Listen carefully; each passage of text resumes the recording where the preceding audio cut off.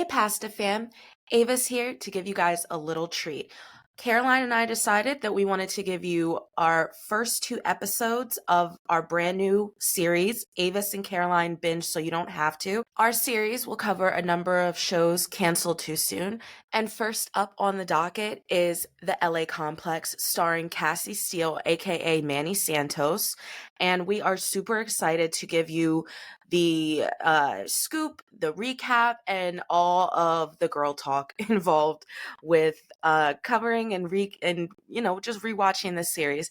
We had a lot of fun with it, and we are really excited to give you this preview. If you would like to hear more of our binge series, we will be releasing it weekly.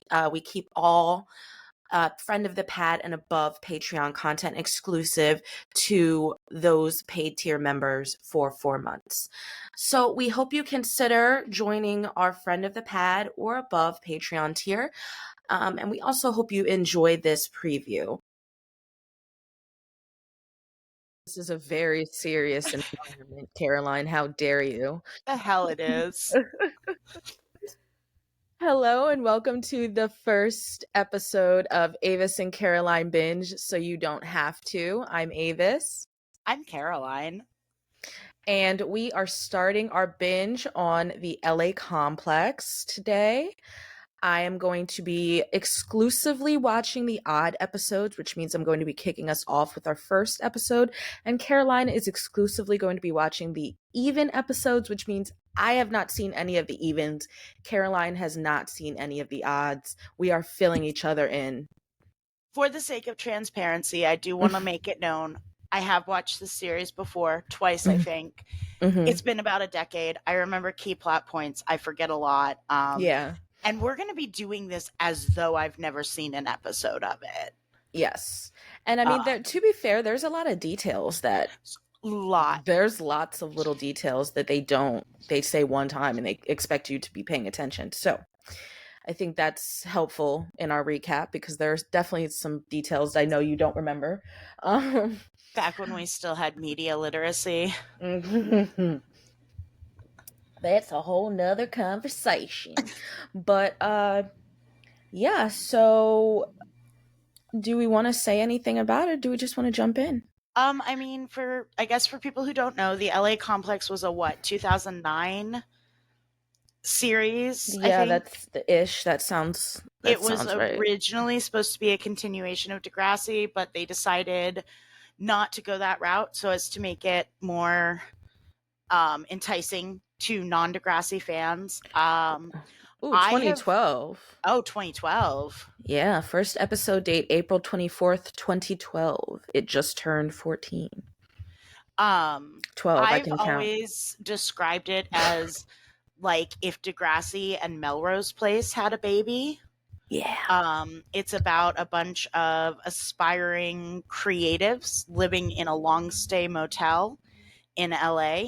I think they're all Canadian. If they're not all Canadian, most of them are Canadian. Most of them are motherfucking Canadian. That's just and it shows. And it shows. But one thing they do well is they make a good effort in it looking like LA. Mm-hmm. But that's because most things that they say are set in LA are shot in Vancouver or somewhere in Canada. So that's why Canada ends up looking very LA. Yeah. So it works. They save money and it still looks like LA. But yeah. So we got Cassie Steele in here, leading the brood. So I guess that's it. Let's do this. Yeah, tell me about this new show. New old show. All right. So we pan over the LA skyline onto a regular LA street where Abby is sitting in her car. And she's got a junky little red car that's filled with parking tickets and her headshots in the windshield. And she is sitting out front of a little building, like staring this building down for some reason. And she gets a phone call. And it's her boyfriend calling from Toronto, from his little, I think it's like a auto shop type deal. He's a mechanic. And he says, you need to come home, Abby. Those are his first words. It's kind of an aggressive conversation. Like, in all honesty, it's like no hi. It's like, you need to come home, Abby. Like, hello. But she immediately asks to call him back because she sees the man. Well, I guess for us it's just a man, but he's the man that she's been looking for, and he leaves the building. So she's like, ooh, this is her chance. She says that she knows it's not ideal, essentially, the situation, but he says that he hasn't seen her in 6 months and he's not happy. So we cut over to Raquel as she sees the guy leaving the building. We cut over to Raquel and she hands over her headshot to an off-screen hand. And she says that she is auditioning for Cindy, not the mom role. And she looks really embarrassed. She looks like, did this bitch just ask me? But she actually, she sits down at the end of a long line of visibly younger actresses, and she looks uncomfortable. Like, you can tell that she's like not mom role age, or she's Hollywood mom role age. Okay. She's cusping. But she's not she's not old. No, okay. But she is not as young looking as the girls that are sitting around her. They're clearly, if they're 20, they're just 20. And she is about to be 30 if she's not 30 already. Which in Hollywood, you might as well be a mother. Right, you might as well be 60 at you that might point. As well be geriatric. But then we get her name flash across the screen, Raquel. We flash back to Abby as she tries to get into the front door. Her boyfriend tells her that a couple months was their deal, not half a year. And Abby tells him that she cannot leave now because she's getting traction, and momentum is what this city is all about. And she tries to tug on the door that the guy just went out of, and she's finding it locked. We click on over to number 51, Alicia. She is a seasoned dancer in a high energy audition. She is dancing her ass off. She's flipping her hair. She is moving. You can tell she's been doing this a while. And she actually is talking to a newbie who is clearly getting her ass kicked by these moves. So she gives the newbie some water, and she's like, you need to bring water to these things, which I don't think she should. Like, as a dancer, you shouldn't have to tell another dancer to bring water to an audition. That's a little bit weird. I bring water to the fucking grocery store. I bring water fucking everywhere, and no, it is not in a Stanley. It very much so is giving, like, I'm showing you the ropes sort of thing. So that's why we know she's seasoned. This is not her first rodeo. But she has like this natural confidence and sweetness, and it's like she wants to help those around her. So that's what I got out of that little water bottle fiasco. Her name flashes across the screen as she flips her long blonde hair and continues dancing. It's very step up, her little scene, her little vignette. So Abby is running up a fire escape now, and her boyfriend is saying, babe, you can still audition up here. Yeah, he means up in Toronto. And Abby tells him that he doesn't understand how things work in LA. And she's saying, so you do understand? And she says, well, I'm figuring it out. So does she not understand how Lifetime movies work? No, she doesn't realize that there is a plentiful amount of like work. Toronto is like Canadian Hollywood, yeah. They don't want you to know this, especially not in 2012. And it has healthcare. And you have healthcare, and you have your boyfriend, you have your parents, you clearly have like food and like a safe place to stay. I don't know, Abby. This seems like not the best situation to be insisting upon, but yeah. So we now pan across a cast of baristas, aka photos, headshots on the wall. And at the end of the line is Nick. He is a barista in a coffee shop, and he is manning the counter as a customer comes up and tells him that he saw his set at the Laugh Factory and gives him kind of an embarrassed look, like, dude, you need to work on your set. And of course, Nick starts to like, get flustered and say there was a bunch of technical issues. I was off my game that day. And the customer just kind of laughs at him and tips and walks away. And this is the story of Nick's life, doing bad stand-up and getting berated for it. Abby continues to scale the fire escape as she suggests her boyfriend come to LA. But he's like, no, my business is picking up here. I'm getting swamped with work. I can't make it happen. And she's like literally in a situation where she needs to call him back. But he's not listening to her. But she kicks in the window to the room she has just climbed up to. And he asks her if she's okay as she's doing this because she sounds like she's kicking a window in. And she's like, I'm fine. I'm okay. I'm just breaking and entering. It's fine. So we meet Tariq. He is picking up a large amount of dry cleaning when he receives a call from a guy named Jamaica J. And Jamaica J is wondering where the fuck he's at because obviously he's the lackey. And he also wants to know where his lunch is because you were supposed to have lunch here like 20 minutes ago. Like, this is your job. Get it together, Tariq. Get it together, Tariq.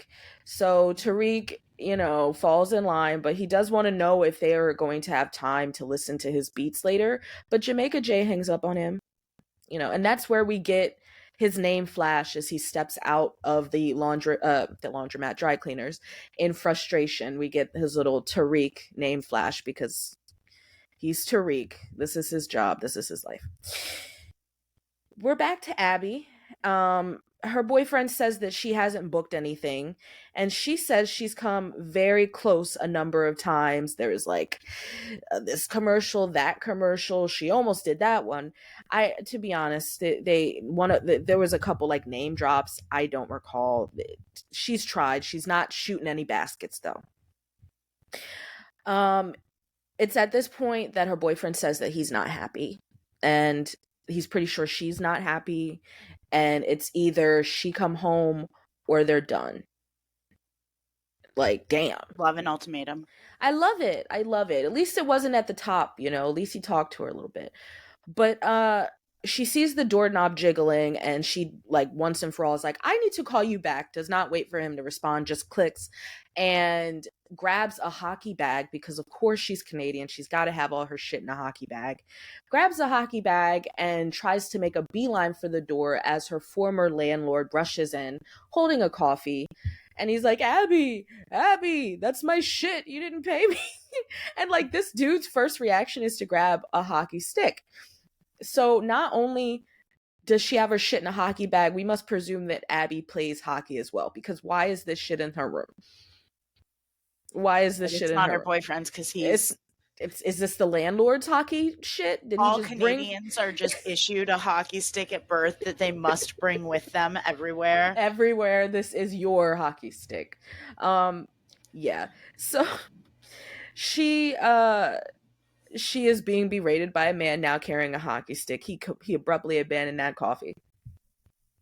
Now we are introduced to Connor, who is doing a promotional photo shoot dressed as a doctor in scrubs.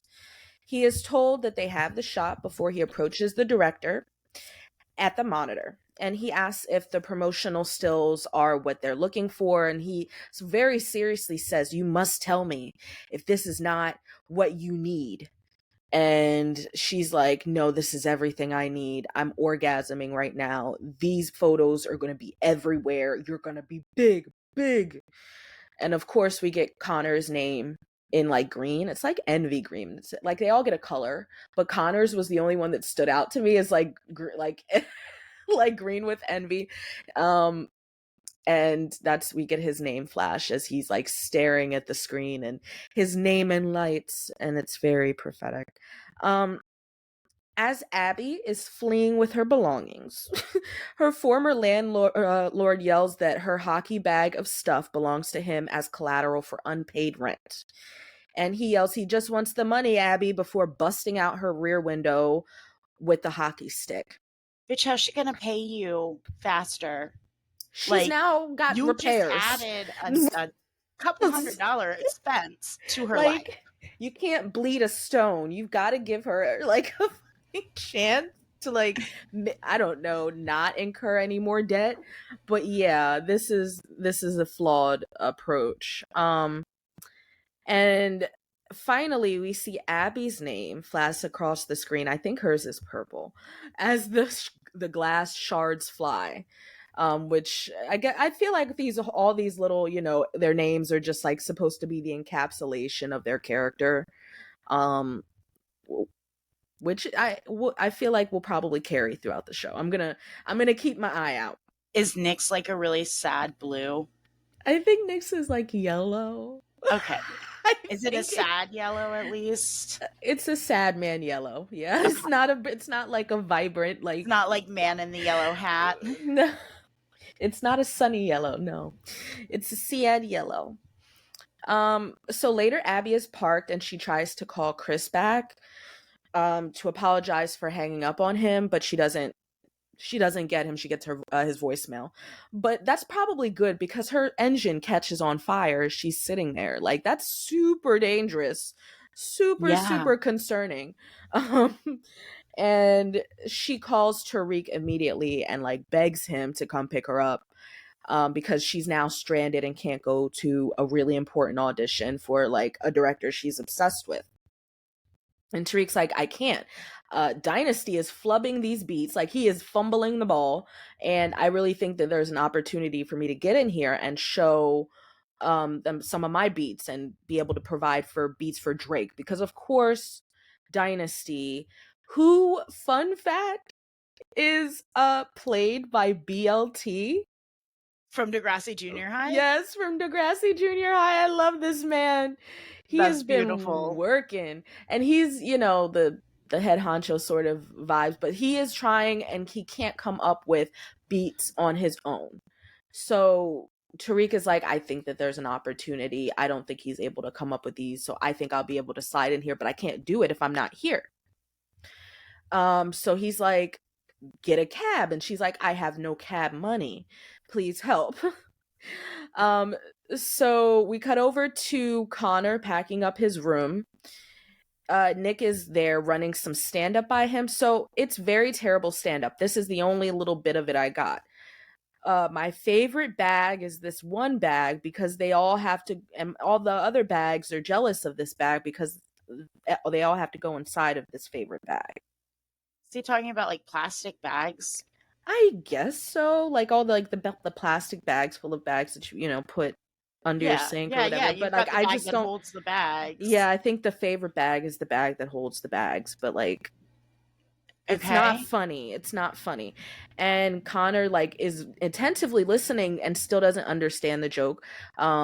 And he asks to be told it again, and Nick is like, comedy is not, like, a joke is not funny when you have to repeat it a second time. Like, it doesn't get funnier.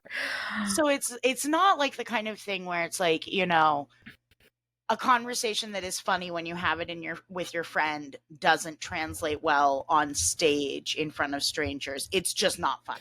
It's just not funny because your friend has to be your friend has to be in there with you, and Connor is not there. He's not in it. He is not involved. He does not know what this man is talking about. But he's playing along. He's trying, and he can't get there with them. But basically Nick's ready to throw in the towel. So he like lays on Connor's bed, but like sees there's pills in the trash can. And he's like, are you throwing these away? Ooh, I could use the money, because everybody in this show is hard up, obviously. And he asks Connor if he can sell the pills, and Connor's like, sure, because this is not a red flag that there's like prescription pills that should have his name on them. I don't know why. I don't know. So just as Connor agrees, Raquel storms in and demands to know why she was not given an audition for the co-star. So it's like the counterpart to his doctor in Connor's show. Is the co-star a mom? No, the co-star is like a the co-star is like a contemporary. It's supposed to be like a similar aged doctor. And that's kind of what Connor says. He's like, yeah, they wanted to go like a different direction. They wanted someone closer to his age, a different type, and he didn't have any like say over it. And she's like, fuck that, you're the star, you need to tell them I want this, I want my friend on the show, I want my grilled cheese with the crust cut off. Like, she's like, do we think maybe this attitude might have something to do with why Raquel's not getting parts? I think it's heavily implied. It's heavily imply that this has something to do with why Raquel's fucking like very popular show suddenly was canceled. They were fucking sick of her shit. But he's basically like, they wanted someone closer to my age. And she's like, well, remember that the next time you call me lonely at 2 a.m. that you want someone, find someone closer to your age. Like, she's pissed off. She she's more upset about the age thing than anything else. She's just not, she's like, fuck Which you. I get. She's in a city, in an industry that is very youth driven. Yeah, it makes sense. Yeah, she's pushing 30. She's pushing 30 and she's feeling it. So Tariq actually calls Nick during this scene and asks him to help Abby out with her car. And Nick comes to the rescue. Abby's like, thank you, but she's really trying to hurry him up so she can make her audition. And he's like talking about how, oh, it's no problem because Tariq hooked me up with Lupe Fiasco tickets once, even though Lupe Fiasco fucked my girlfriend backstage while I was still trying to find backstage, and it just wasn't great. Okay, so Nick doesn't do well with girls, but also manages to land girlfriends hot enough to fuck Lupe Fiasco, who at this point in time is big. Like a big fucking deal. Yeah. And of course, I can name exactly one song all these 14 years later, but I have two. But yeah, I have two. Okay, and one of them's that Superstar one? No, then I have three. Oh, look at you. Yeah, Superstar, Kick Push, and the one with Daydreamin' with Jill Scott. I love that song. Daydream. I fell asleep amongst the flowers. Yeah. Okay. He's got three. Three of them, Lupe. I got you. If you're listening to this Patreon exclusive. Lupe Fiasco. Does Lupe Fiasco subscribe to our Patreon, guys? Oh, that'd be cool. That'd be so fucking cool. No, so he's definitely had some troubles, but yeah, like by that logic, he's pulling some 8 to 10s, I'm gonna say Lupe Fiasco has high standards at this point in time. Yeah.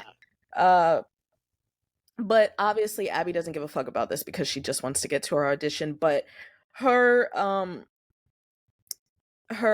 agent calls and tells her that she missed the audition, and she's like, can you try to get me in tomorrow? And he's like, I'll try, but like, I don't have confidence in myself and you shouldn't either, essentially. And Nick does offhandedly mention that like he sees all the parking tickets amassed in her windshield, and he's like, boo, you should take care of those because they've been booting people up left and right behind unpaid parking tickets. So watch out for that. Put a pin in that. And Nick offers to follow Abby back to her place in case she breaks down again. And she's like, no, I actually live in my car, homie. Like, it's good though. Thanks. Like, this is my home on wheels. She's like, I don't care about living here though, as long as it gets me to auditions. Like, she's got that, like, I'll do whatever it takes. I've got hunger in my eyes, whatever it takes. I've got hunger in my eyes and fire in my belly. And he just loves that kind of girl because he's obviously got to help her. He's got to come to her rescue and offer up Connor's old room at the Lux. So he's like, I can solve all your problems. Come with me. And well, yeah, come with me. I'm Nick. I'm gonna rescue you. We love a white knight. We love a white knight. JK, we don't. So we are back to Alicia, who is clearly exerted at the end of the audition. She's sweaty. She's still hot though. But she's chatting with the like more exerted dancer that she was giving the water to earlier, and she was like, oh, are these always so long? And Alicia tells her that they're only short if you're not picked. So just then they read the number, the list of numbers that they are calling back. Alicia is the last name to be called. And she does the thing where she looks at her number and she's like, oh, yay. And then looks at the newbie's number and she's like, oh, damn. And she's like, yeah, I thought you did really great because I'm the casting director and that matters. Alicia sounds sweet.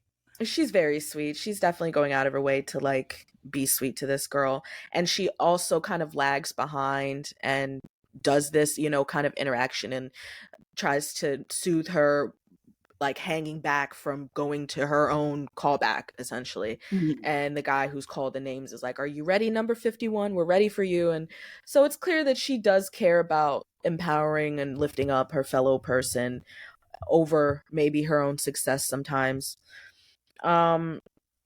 So we are meeting Eddie with Abby.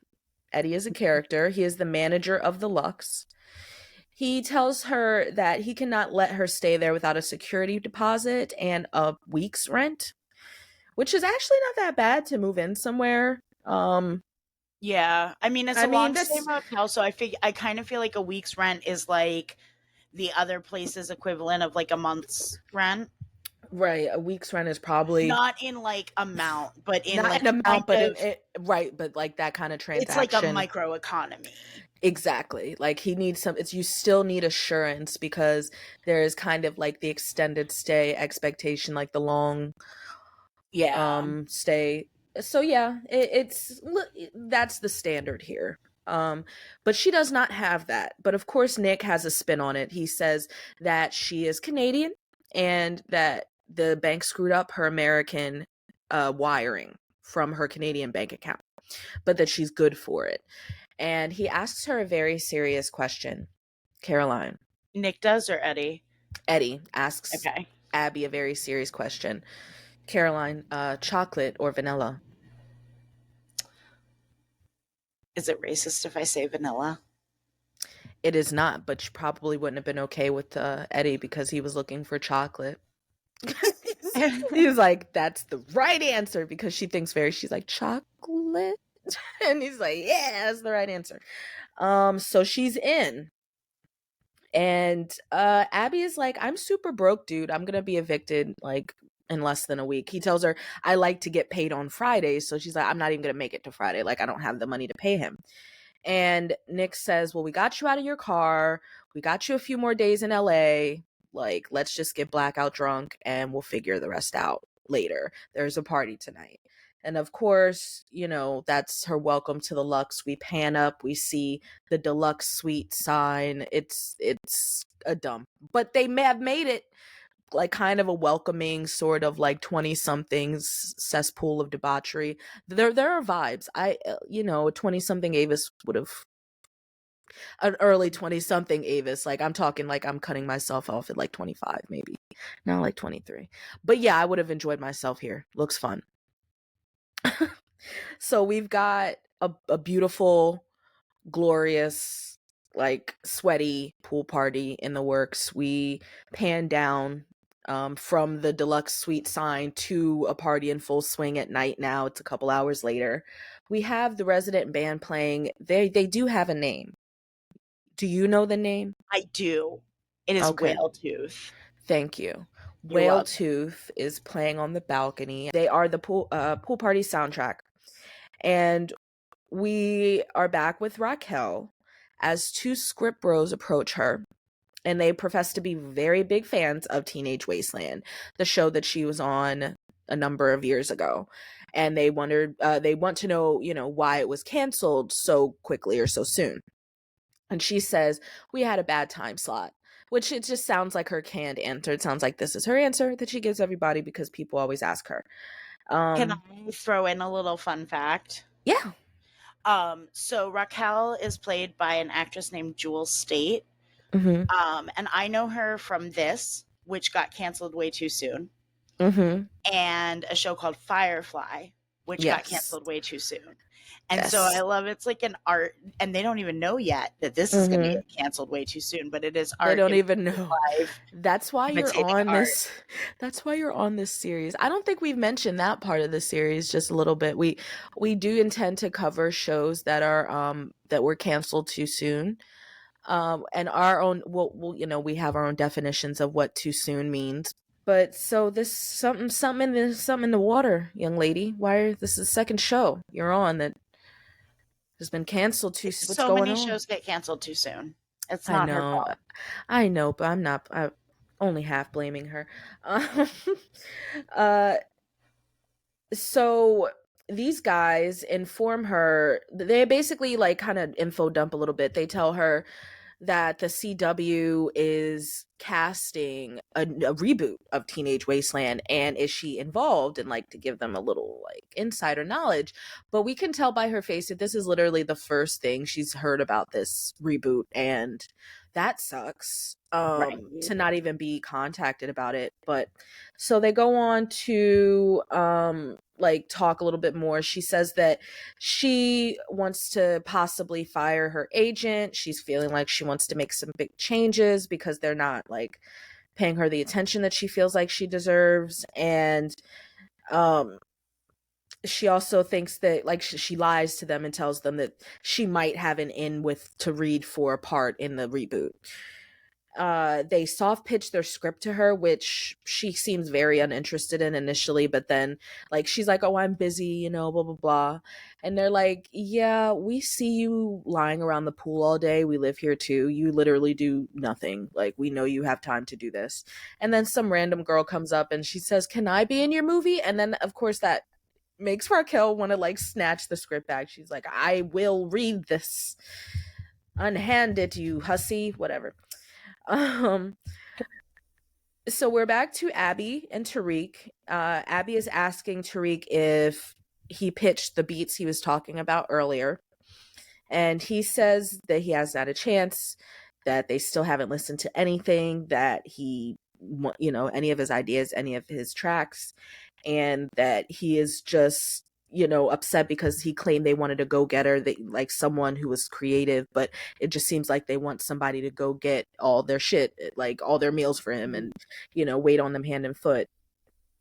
And Abby's like, you know, you need to make them listen. And he basically tells her that that's not the way hip hop works, and he doesn't really know what to do. And she says, well, I don't know what to do either.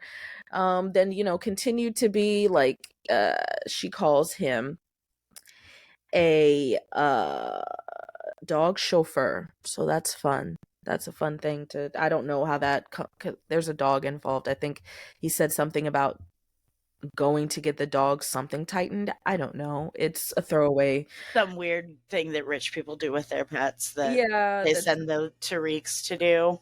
yeah, I don't know. um so just then a topless woman walks by and offers Abby and Tariq E, which they both, I feel like when a topless woman offers you E, you take it. Um don't quote me on that, guys. Please don't. Please don't be the reason you take E from a topless woman. Use your discernment. Yeah. Eddie Test your like climbs out of the pool. Test your drugs, get a drug testing kit. So Eddie like is clearly intoxicated. He pops up out of the pool as Alicia is walking by, and he's like, whoa, whoa, whoa, what are you doing here, Alicia? Because clearly she doesn't attend their events. Like she's very busy with dance. She says she has a bunch of auditions and classes, and she is usually like very strict with herself, but she is treating herself because of an audition that she's really excited about for Usher's tour. And of course, Eddie's got to be yeah. Like, I don't know. He actually does it way better than me, actually. Yeah, that was the Yeah. sound. Yeah. Okay, now I'm gonna need you to record like Yeah. in that style. Yeah. Yeah. Wait, It can be the theme song for this series. I'm gonna hurt myself trying to do that. I'm gonna need to do that in private. But it's funny. It's funny. So it sounds like Alicia's the only one really that's like really working it. I mean, Abby. Yeah, but Alicia's working her fucking ass off, and she is putting in a lot of hours to kind of perfect her craft and continue to get better at being a dancer, which is admirable. You can tell that she's dedicated and she holds herself to a standard. But she doesn't know anything about Macbeth. Do you know anything about Macbeth? Yes. Theater-wise? Mm-hmm. Okay. So he says something about how he played in a production of Eddie played in a production of Macbeth with, I think, Alan Sorkin. I think that's who he says it. I think Alan Sorkin. I don't Do you know. mean Aaron Sorkin? Aaron Sorkin. Thank you. Was he directing it? Because I didn't know he acted really. He said I did a production of Macbeth with Aaron Sorkin. So Okay. yeah, with that phrasing, I would assume so. He's the director. And he says something like, you can't say Macbeth, like that's a theater thing though, that doesn't really apply to like, I mean, I guess if it's an audition, I feel like the crossover with like theater and dance and those sort of things is blurry to me, but so she doesn't know the thing about, you say Macbeth and it curses the production or whatever, or curses whatever you're doing. You're not supposed to say Macbeth when you're doing a Yeah. show of any sort. It is a curse. There's always one fucker who tries it though. There's always one. And you need to tackle that person if you see them like mouthing the M, because it does, I feel like it throws off, like things just start going wrong even if it has It's like nothing to do with self-fulfilling Macbeth. prophecy, I feel Right. like. It has nothing Okay, but to do so with did Alicia say Macbeth at her she audition? no, she says Macbeth talking to Eddie. She did not say it at the audition, but like, there might be some like Okay, I energy think associated. Eddie's like taking it a little too far. Eddie's got Eddie's got Eddieisms, and I think that's what we're supposed to take away from this situation. But she's like, I'll help you up to your room, and he's like, well, you're so nice, that doesn't even sound sexual. So we are back to Nick. He is introducing Abby to Connor. So Abby and Tariq are still sitting together.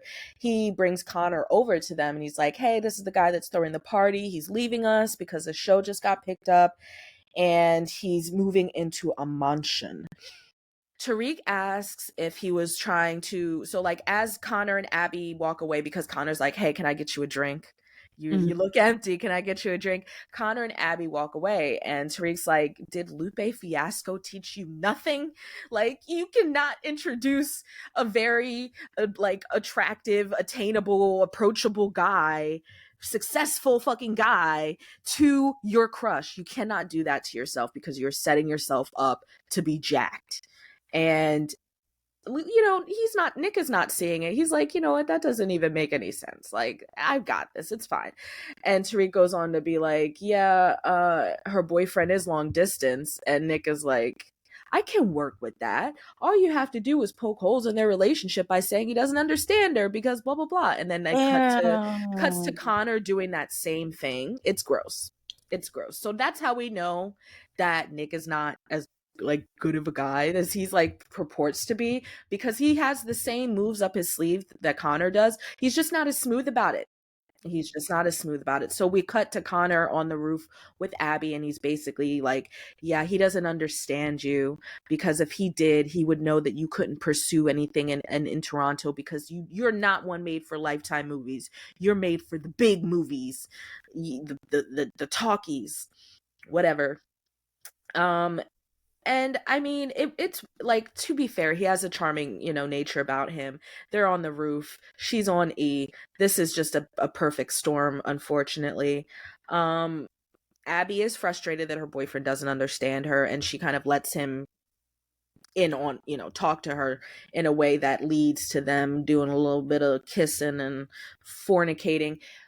Connor reveals that he has been estranged from his parents for most of his life and he doesn't have a support system, but that he hopes that his success will kind of prove people wrong who left him, essentially. And Abby offers to let him crash on the couch in his old room before they abruptly start like having wild, passionate sex. So we pan away, we pan like up toward the sky, and then we pan back down because it's daylight now, and daylight looks terrible on them. They both are hungover. Like, I feel like the E come down must be really hard when like the sun is just like blasting on your face first thing in the morning. But she's like, did you use a condom? And he's like, I did not. And she's like, why? Abby again. She's like, why not? And he's like, I thought you said you were on something. Again? Yeah, I don't think we mentioned this, conversation. But who is Abby? Menace Santos. Oh, baby girl. Manny is Abby, and they did not rewrite this pilot. They did not rewrite this pilot from it being Manny because they just wanted to be cheeky. That is the Right? same exact conversation that this young lady has with Craig Right. Manning. First time, because it was her first time, so she didn't know what it was supposed to feel like, period. Right, so And she then said it second was time, okay. Now she said she was on something. Very like the communication bar is on the floor. because she was on something, and that something was Yes. easy. Okay, That's what he beautiful. says. She was like, he's like, did you not notice that like it was just skin? And she was like, dude, I was on E. The whole world felt like skin. Like there. That's, Um yeah. he's like, we need a plan B. And she's like, we sure do, but I don't have any money, so you kind of need to buy it. Awkward. Which happens. Shit happens. So now Raquel is on the phone with her agent trying to get into the Teenage Wasteland audition. Um, for the reboot that's been casting for 2 weeks. She kind of like tracked down I don't know, some way that she found out they've been casting for 2 weeks. And she's upset because she feels like she has a great relationship with the production team and she needs to get in there. Apparently her agent already called and they don't want to see her. And she's like, call them again. But she hangs up on her agent as she sees Connor coming on the way out to go get the Plan B pill with Abby, but Abby is not with him yet. So she's like, I'm sorry for being a bitch to you. I know you did everything you could. I know it's not your fault. She's clearly trying to preserve the contact. Yeah. And he's like, can I call you next time at 2 a.m.? And she's like, maybe. And of course, Abby pops up at that point and she's like surprised to learn that her idol Raquel Westbrook lives in the Lux. Why do you live here? And she's like, but we're neighbors. And of course, you know, Raquel, she's acting old though. Can I say that? As like Abby walks away, Connor looks back at her and Raquel's like, she's cute, really cute. Like, you know, like you would to like a kid. Like it's Right. very clear that she sees herself as light years ahead of her in terms of her experience, but that makes it seem like she also thinks she's older than her Well, she significantly. is older She than her, but is she older doesn't than want her, to, like, yeah. but she No, doesn't I want to get be it. that old. It's hard. You can tell that she's got that duality. She's like, I used to babysit kids like you know, like, and now you are trying to compete with me. It must really suck. But yeah, they leave to go get the Plan B, and Nick and Eddie spot them on the way out of the Lux, and Eddie basically says Connor doesn't waste any time bagging that ass, and he's not wrong. Although he got the setup, so I mean, did he really waste time, or did Nick just, you know, save him time? Whichever one. So we've now got to get back to Tariq telling Dynasty that he can help him in coming up with beats for Drake. Dynasty is not trying to hear it. He like his crew, one of I guess his head honcho guy, this is Jamaica J. He's like, yeah, we literally did not pick you because of your beats. We literally picked you out of a stack of packages and because you passed the background check, bitch. You are not talented. We don't care about your beats. Please clean up these various containers of Chinese food. Because he fumbles the ball. He gets a very brief opportunity to play some music for Dynasty, and he plays a track that Dynasty sampled in the 90s, which is at this point not that long ago, but like long enough that it's like, this is derivative. Like, this is from the 90s.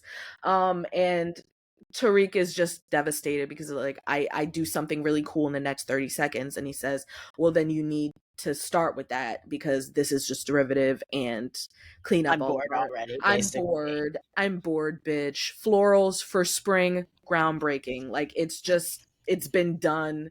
Get out of my face and clean up our various Does he say containers. florals for spring? No, but that would fit in So perfectly. you did. That was beautiful. Thank you. So we are seeing little cuts of Alicia. We're getting basically, she's waiting at this point. The rest of her arc in this episode is waiting. Unfortunately, she goes to waiting for the callback for the decision from the Usher audition to see if she got it. So she goes to the cafe where Nick works to talk to him a little bit. And he's like, you're going to get it. You're great, blah, blah, blah.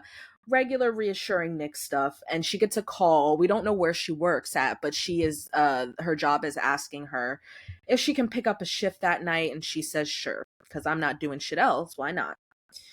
Now we are back with Abby and Connor. She requests to be alone to take the plan B so that she can, like, you know, have all the weird side effects and stuff by herself. And also says, like, you have to go move. Like, you have things to do. I don't want you around.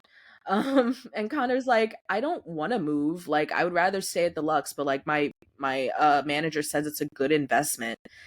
You should not listen to your manager about shit like that. I'm sorry. But he basically says, I still like you. I want to be involved, but you have a boyfriend. You have shit you need to take care of. Please get your shit sorted and call me when you do. And he kisses her.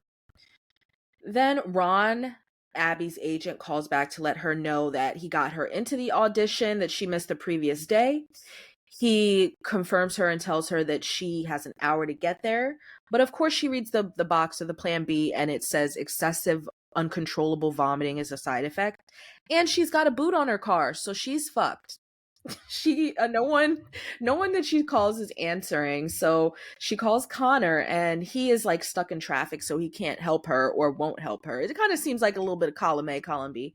He's not rushing back, can't rush back, whichever one. And he tells her to take the bus, and she's like, sure, because I'm gonna just get raped and murdered on the bus, and my parents are gonna have to like put out an APB for my body and all of this stuff. I don't think I've taken a bus in LA. It's not that bad. It's daytime. It's the daytime. You're not going to get thrown into a hockey bag and put into the back of somebody's white rapist van. You'll be fine. So Raquel is crashing the Teenage Wasteland audition. It's bad. It's terrible. It's That's a choice. It's a choice she makes. She completely ignores that the room is like brimming full of Black women reading for the part. I guess the head of production sees that she is signing in, and she's like, hey, yeah, my agent said I was confirmed, but you know, I just wanted to, they don't have me on the list. So I mean, I guess there's a mistake. Can I still read for you anyway? And she's like, we're going in a different direction, Raquel. And she's like, what direction is that? And she's like, we're going Black. She looks around. There's nothing but Black women. She's like, that's kind of a cliche, don't you think? Like the making the Black girl, the Black woman, the lead, like, and or the is it the lead? Sorry, the best friend, and you know, of course, the stare she gets. She's like, well, you know, this is the direction we're going. This is what we're doing. And she talks about, oh, the thing said colorblind casting, the ad. And she said, I would like to not have an all white show that does not represent reality. Yeah, like that's what colorblind casting means. Yeah. And of course, she puts her foot further up her ass in her mouth. I don't know, whichever one you prefer. And she says that she can sometimes pull off Latina. She is told that she will be kept in mind. She will not. Isn't this a reboot? This is a reboot of a show called Teenage Wasteland. Yes, that's like 10 years old. So it wouldn't make sense for her to have for her to reprise the role that she made famous. No, it wouldn't. Caroline. That makes no fucking sense. Yeah. Right, like the only woman over 30 getting in that room is Bianca Lawson. She's like, I've been playing a teenager for 30 years. Like, I'm a vampire. I am a vampire. I'm a vampire. I'm a vampire. So Abby arrives at the Alan Bernstein audition. This is the director she loves so much and idolizes. And she basically dumps her whole life on him about her booted car, the bus, and her money woes. But she manages to do a really nice, like, piano, like she plays the piano, and does like a stripped down version of Taken Care of Business. But he's like an asshole. He's like, we just need you to sing, because she just got the audition an hour ago. She does not know the song that they want. her to sing. So he's like, she's like, can I sing anything? And he's like, yeah, I mean, to sing Taking Care of Business, I don't give a fuck. We just need to know you can sing. So she actually does sing Taking Care of Business, and she does it very well. I don't know how she just arranged her own version of Taking Care of Business, and like it's perfect for her voice and in the perfect key, but whatever. She does it, and we are now back to Tariq. He is told to send the beats to Drake. Sorry, that is not true. She is singing. This is a montage. She is singing Taking Care of Business as Tariq is told to send the beats to Drake. And in a bold move, he attaches one of his own personal beats to the track email and sends it off. And Abby finishes her song. She vomits all over the piano just as she is asked, could she read some sides? Just vomits. Oh, babe. She tells him that she was holding it in and she just couldn't hold it in anymore. And she says that she accidentally took a plan B. She's not contagious. It's fine. It's okay. But she is told to go home. Just go home. Because when the piano is thrown up on, it's time to call it a day. So it's unclear whether or not she's actually going to come back, as Alan has said. So, this very weird, okay, this is we're back with Nick now and his stand-up. This person who I did not care to Google because she was just the weirdest, most bizarre, like, cameo in anything I've ever seen. This person, Mary Lynn Rajskub, I don't fucking know. I don't know this person is terrible. If you guys know this comedian, this early 2000s comedian, she is not Sarah Silverman. She says she's Sarah Silverman, but she's not. Oh, no, never mind. I found it. Rice Cub, I think that's how you say her name. Oh, Mary I Lynn like Rice her. Cub. But it was a very bizarre fucking cameo, and I was so lost. And I think whoever wrote that portion needs to take a hard look at themselves in the mirror, because I don't know who this woman is. I do know who Sarah Silverman is, and I'm actually really upset that Sarah Silverman wasn't in this instead, because it was just very weird. She comes and makes fun of Nick, and she like says that she's not Marilyn Rice Cub, and a story that Nick really likes about her and Rush Limbaugh was not a story she told. And it's just bizarre. It's like, why? It's like the whole joke of her cameo is set up to embarrass Nick. Okay, well, I think I love that from what I've heard about Nick so far. I love it in theory, but I don't love it in practice, because she just doesn't read as the funny that they want her to read as. She's supposed to be giving dry, witted humor, and she's just giving cunt, and not the good way. Because I love to serve cunt, but she is not serving cunt. She's just giving cunt, and it's not good. It's not good. They joke about, like, they basically, she's joined by a male counterpart who is not much better than her, and they like trash Nick's set. And I mean, that's all well and good, because it's not a good set. It's the same set we heard earlier that's terrible about all the bags, and it's not good. But like, I am siding with Nick here because they are more terrible than him. When we go back to them after a brief, little insert for what would be a commercial, and they're in a bar at this point. It's in the bar of the venue, and giving him quote unquote constructive criticism that he needs to play smaller rooms like his bathroom. He needs to his stand up is like a warm bath. Like, you get in and then it's just warmer and warmer, and then like it eventually gets like lukewarm, and it's just like, it's bizarre. Why are you telling someone this? And then he also says, I will give you constructive criticism, and I'm going to give you something nice as well. I need you to quit. But the way he says it, it's like, you thought it was going to be something nice, right? It's just it's probably the weirdest scene that I've seen in a television show in a long time. It threw me off. I didn't include it in my first recap because it was so fucking weird, and I didn't know how to talk about it. It happens. It's fine. I don't think it sounds bad. I just think it's annoying. It's a really weird scene. But it's over now. Dynasty finds out that Drake received 4 beats instead of 3, and Tariq complains that all he does is get burgers, run errands, and do shit that does nothing to do with recording or learning how to run a production business. And Dynasty tells him he needs to be grateful. You're in the studio with us. You get our burgers. You watch what we do. Like, you need to be grateful. I don't really think that that's, I don't know. It just seems a little bit like a cop out. Like, I've built a business. You need to respect me. But also I'm taking credit for these beats because they're this beat, because it's fabulous and it's the only one that Drake liked. And if I did not have this beat, I would not get this account, and I need this account, and I need this money. And I probably need you because I don't have talent anymore. So that's what the scene boils down to, unfortunately. Dynasty's taking the credit for Tariq's beat. Drake liked the beat. I mean, Drake liked your beat, and your boss likes your beat enough to steal it. And unfortunately, that's a little bit how this industry works right now. Hopefully, it's a stepping stone. Hopefully, you have proven yourself enough to get something besides burgers and dry cleaning. Hopefully. So now we are back with Raquel in the script row. She says she will help them shop this to the agency that she belongs to, the biggest agency in town. They think that they can do the movie for $1.5 million. And she is basically telling them that she will be playing the lead if she is doing all of this work. So Nick rips up page after page of his stand-up set. He's got a bunch of books of shitty stand-up. He rips all the pages out. He's like, fuck this, fuck this, fuck this. And he's got a new nice stack of Moleskine. Is that how you say it, Moleskine?